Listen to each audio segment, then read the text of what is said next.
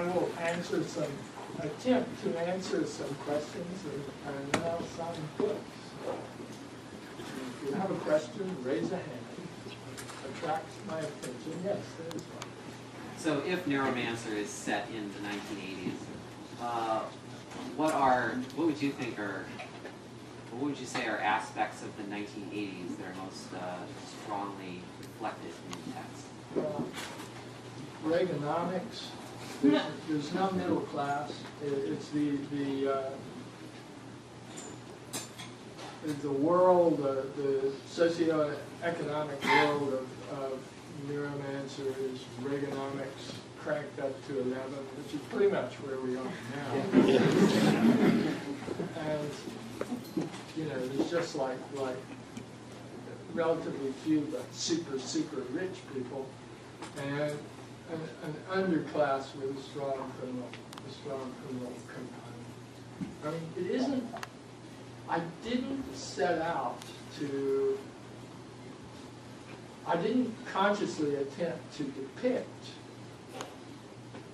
the early 80s. It's simply the inevitable result of anyone attempting to extrapolate a future that we can't do anything but depict the moment in which we live. And the evidence of that is in the historical reading of science fiction. You know, science fiction from 1910 is always about 1910. They didn't know what was going to happen in 1920. It doesn't negate attempts to genuinely extrapolate something, or you know, to honestly and rigorously, or sloppily and stupidly extrapolate something. It's just that the only material you can work with when you do that is the present moment and what you know of the past. Yes? Does that mean that everything is an accident then? Like just due to necessity, I suppose? Like if you're imagining a future like flying buses or whatever. Well, you know, you can't. If you assume that you can't really know or be very aware of your own culture, you are.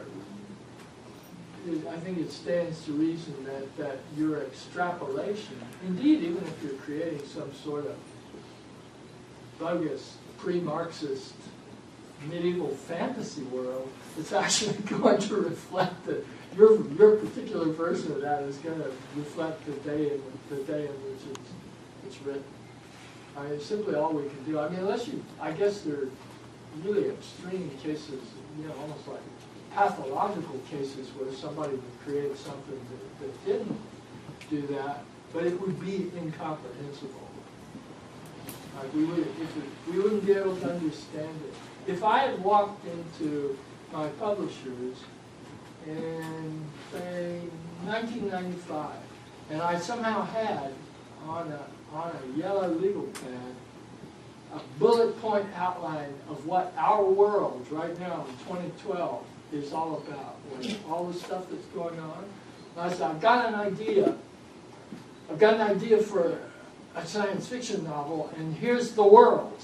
And they know about world building, you know, the editors think, okay. And I said, okay, well, kind of the biggie is that our use of internal combustion engines and a whole bunch of other things is totally fucking up the climate. And that's going to come to it. That's going to come to a head. And they go like, "Hi, that's good." But then I'd go on. You know, I'd go on, and I'd say, and this sexually contagious disease that destroys the human immune system has been raging virtually unchecked for decades, and it's still raging virtually unchecked in Africa, although back in the United States you have complicated regimens of powerful drugs that sort of hold it in abeyance, but we still don't quite have we don't quite have any sort of vaccination for it. And they go, okay, well, you're going to do that, and terrorists from the Middle East hijack airplanes and fly them into the. And then we kind of going, oh, come on, you know. And as I kept going down the list, which is only about 30 or 40 items long, they'd call security and have me shown to the door. That would be what would happen if you actually could predict. That's what would happen to your career in science fiction if you actually were prescient. Nobody would publish you because nobody would believe you. It's too complicated. And I often, I often comfort myself with that when I'm writing something set in an imaginary future, and I think this is nearly weird enough. If it was a little bit weirder, they probably wouldn't want to publish it. I was thinking that art perhaps is the only thing, like video or something like that. Well, Things are rejected and then they're accepted later on. he was of his moment. The thing with the specific the thing that we culturally believe science fiction does, which isn't what I believe it does, what we culturally believe, it's kind of like fortune telling. It's we're going to tell. I'm going to tell you what's going to happen. This is what the world is. This is what the world is going to be like. And there have been rules evolved, rules that have evolved of how to do that really rigorously and well. And very few writers are willing to do the work of doing it rigorously and well. But there are always a few. There are always a few who try. And by the way, I don't think I'm among those few because I play too fast and loose with the genre conventions. But even when you do that, when you do it rigorously and well, as soon as you put the last period on it, the thing starts to obsolesce. It's like your ice cream cone starts to melt as you leave the soda parlor. And there's nothing you can do about it but consume it, because that's when it's meant to be consumed, before it's had a chance to acquire this bizarre patina of absolute quaintness that eventually overtakes the imaginary future. So, I mean, people look at people point out the numerous anachronisms in Neuromancer and say, don't you feel bad about that? And I said, no, it's lovely. It shows the thing did its job, and it shows where it came from and what the world was like then. And in some cases, there are parts of the novel that sort of still are able to emerge from the patina of quaintness and seem kind of strange and exciting and maybe even possible. Yes, on the floor.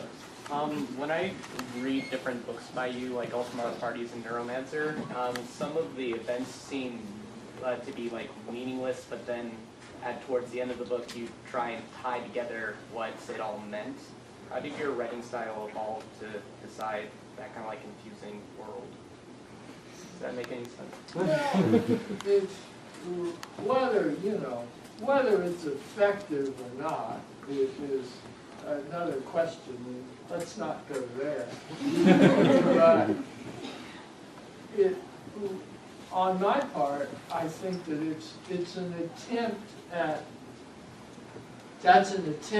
naturalism, in that my experience has been that in life, the things that later proved to have been terribly significant events don't necessarily seem to be that significant.